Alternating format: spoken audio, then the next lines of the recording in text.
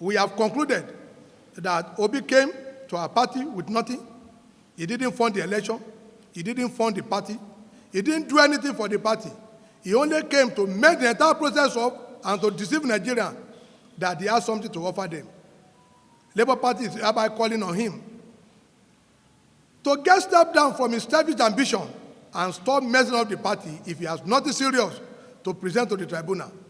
He was the one that said the mandate was stolen, but Obi has not been able to provide any concrete evidence to back up this claim because himself and the co-traveler had different intentions against the wishes of Nigerian masses who freely offer their support for Labour Party. If a court is telling Obi and a dozen of SAN that they are paid over 3 billion naira from our stolen money, it shows it's not serious. It is not enough reason for Nigeria to ask Obi where exactly is his mission at the court. That is why he has filed appeal at the National Pension Tribunal, because we knew that Obi and his team of lawyers are only playing to the gallery. They have nothing to offer rather than making frantic effort, looking for every means to share the money donated by Nigerians for our campaign. Our position on subsidy removal. We are here again concerned about the agitation of NSA and TUC on the removal of fuel subsidy, which our presidential candidate was fully in support of. At the end of the press conference, I am going to play what Mr. Peter Obi said during the presidential media chat. In fact, our position about the removal of subsidy during our campaign has not changed. We have not reversed that position because it was not our candidate that won the presidential election. Whatever we agreed during our campaign, and as a party that promote peace, equality, and justice in Nigeria, then we can't be found to be appropriating and reprobating at the same time. The same organized labor who stood on that position must not be seen to be working in crop purposes on the same thing that Atiku, Tinubu, and even Obi said they were going to do. I need to make it clear that Mr. Peter Obi, during the presidential media chat, which I have the video on channel on Arise, he has said he will remove it 100% and that subsidy is an organized crime.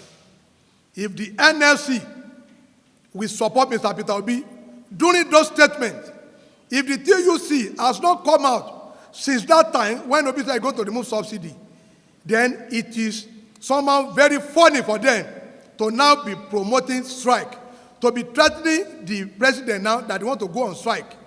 I want them to apologize to Nigerians for accepting with Mr. Peter Obi that they will support him to remove this, the fuel subsidy, 100%. They should not now be running after the president that had just been sworn in. He was not the one that removed the subsidy. Mr. Peter Obi said the subsidy had been removed. They told us since last year that by June 2022, subsidy will come to an end.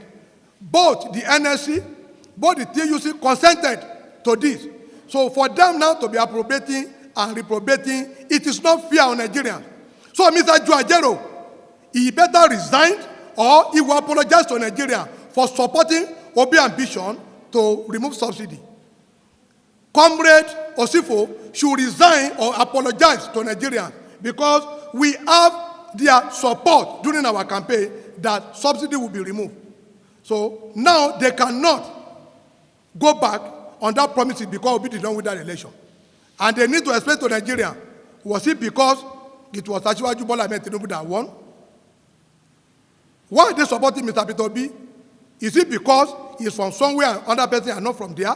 I think these are the questions begging for an answer before NSC. Because they are doing their press conference now, threatening the government they will go on strike. I want them to go and look back at what they agree. What they said does not lie. They have never at any time went against Mr. Peter Obi's position about fuel subsidy because he said it was an organized crime. Tinubu said he's going to remove it. Atiku said he's going to remove it. And now the NSC and TUC claim to be working with Labour Party. They have no right now to put their vehicle in a reverse gear and said they are no more going to support it.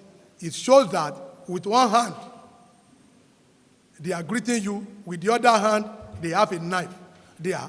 And no sensible child will want to embrace such kind of unholy alliance. So I am making it very clear that the next meeting that both the NSC and TUC are going to call, they need to ask them questions. Why did they support Obi to remove fuel subsidy, and they are now going against Bola Ahmed Tinubu not to remove fuel subsidy? Mr. Peter Obi attempts to cage the sense of thinking of Nigerians by trickery obtaining money from them to fund the court process, making them to believe there is something for him at the end of the day must stop now. All of you here who have been following this case can recall that the day we had altercation in court with the Abure illegal faction, that day INEC announced that Peter Obi could not pay for CTC form ECO 8, another document used for the election. You will all remember that Mr. Abi Mahmood, the INEC lawyer, read on the floor of the court that day a letter written by Dr. Levy to INEC that they will not be able to pay 1.8 million to obtain certified true copy of all relevant documents, knowing fully well these are the documents he needed to prosecute, this alleged stolen mandate. That now compelled them to only present only 30% of the material they would need for the hearing of the election petition proper. How would any right-thinking person go to election tribunal with only 30% of your document, where not all of them will be accepted, agreed to be tendered by other political parties? 3 days ago, they claim with the array of over 10 SAN, they claim that 2 of their counsel were sick. And yesterday, they could not even file a process properly with the array of SAN put together by the corrupt Abure himself. This, we have been saying that even the court granted them 10 minutes to go and put their house in order yesterday. And after the 10 minutes, they came back. They were still unable to properly file that paper. And this is what we have been saying, that they were just trying to hoodwink the public, deceiving the Obidients, and giving them false hope that they have something at the tribunal. How on earth will Mr. Peter Obi, despite the hope he's giving Nigeria, allow the 5 justices to pass a verdict that Labour Party is not serious and we are wasting the time of the court? It is evident from the attitude displayed by them. When they wrote that letter to INEC that Obi could not pay 1.5 million, who are they deceiving? Counsel was sick, who are they deceiving? Just 2 out of many of them, they stole a court process when time is already against our party. They are aware that election process are sui generis. It doesn't wait for anybody. And yesterday, like I said, the court had to give them a stand down of 10 minutes to fight their process, but they came back and you heard what the court told them, that they are not serious. So where is the stolen mandate that we are running after when the 5 justices unanimously passed that damning verdict that Mr. Peter Obi is not serious? And I need to make a distinguished statement here.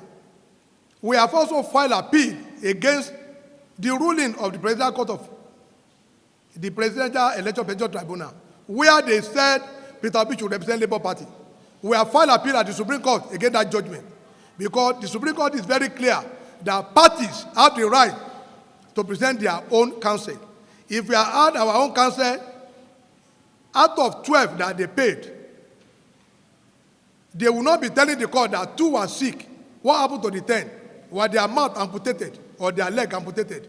That they could not go ahead with the matter, only for them to now be asking that they have to give them time. And they know this matter, actually time-bound. Our lawyer at the Court of Appeal in Benin have successfully filed 3 notices of appeal with a stay of execution granted on the judgment delivered on the 26th day of May 2023, where the court ordered the NWC under Alhaji Bashir Lamina Papa not to act on the suspension made by the former national chairman, World Executive. So with the stay of execution today by the higher court, the judgment is now in nullity and of no effect, though the suspension of Julius Abure still subsists, while the restraining order earlier granted by the FCT High Court on April 5th is also in existence. So Abure remains suspended with the motion for stay of execution before the Court of Appeal in Benin. Gentlemen of the press, we call you once again to address some pressing concern in Labour Party and our position on the ongoing petition at the Election Petition Tribunal by the presidential candidate of Labour Party, Mr. Peter Obi, and his lawyers. We have followed with keen interest the shameful development and approach by the so-called legal team assembled by Peter Obi, challenging the outcome of the February 25th presidential election by the Independent National Electoral Commission. And we have, like many Nigerians, come to the conclusion that Mr. Peter Obi is not only taking Nigeria for a ride, but will continue to waste the hard-earned resources donated by Nigeria for the purpose to even enrich himself the more.